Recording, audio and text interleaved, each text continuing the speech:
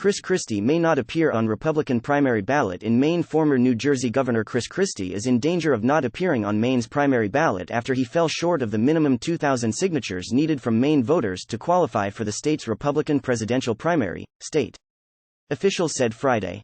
A letter from Maine's Director of Elections Hiedi Peckham said Christie's campaign only submitted 844 names certified by municipal registrars. Candidates had to file signatures with the municipal clerks for certification before submitting them to the Secretary of State's office by 5 p.m. Friday. Time equals 400 Ms. greater than Christie has 5 days to appeal the decision in Maine Superior Court. It is unclear if the campaign plans to do so. CBS reached out to Christie's campaign for comment, but did not immediately hear back. The Republican candidates who will appear on the GOP primary ballot include former President Donald Trump, Florida Governor Ron DeSantis, former South Carolina Governor Nikki Haley, businessman Vivek Ramaswamy, North Dakota Governor Doug Burgum, and Pastor Ryan Binkley.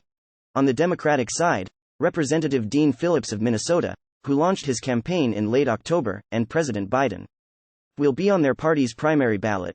The contests are set for March 5, 2024, also known as Super Tuesday, which sees the most state primaries or caucuses on a single day during the election season. This will be Maine's first presidential primary election conducted under the new semi-open primary law, according to the Maine Secretary of State. The unique process allows voters who are registered as unenrolled, with no party affiliation, to vote in any party's primary.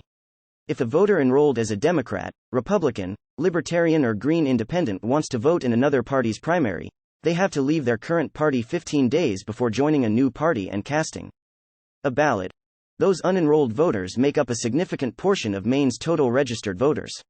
In 2022, they accounted for 265,692 of 929,017 voters, or just over 28% of registered voters, according to available state data. Similar to its New England neighbor, New Hampshire also has a large independent voting bloc.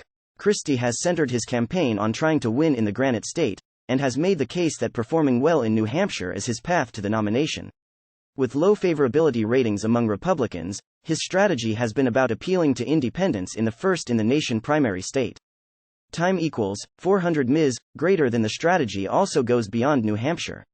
Christie's campaign manager, Maria Comella, laid out the campaign's thinking in a memo to donors.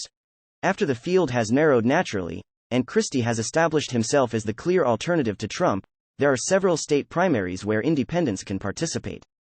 Comella wrote, if Trump can be kept under 50%, Christie can win delegates even in states he does not win. Even if Christie is able to narrow in on Trump's lead, or pull off an upset in New Hampshire, the setback in Maine could complicate the strategy. Christie has 5 days to appeal the decision in Maine Superior Court.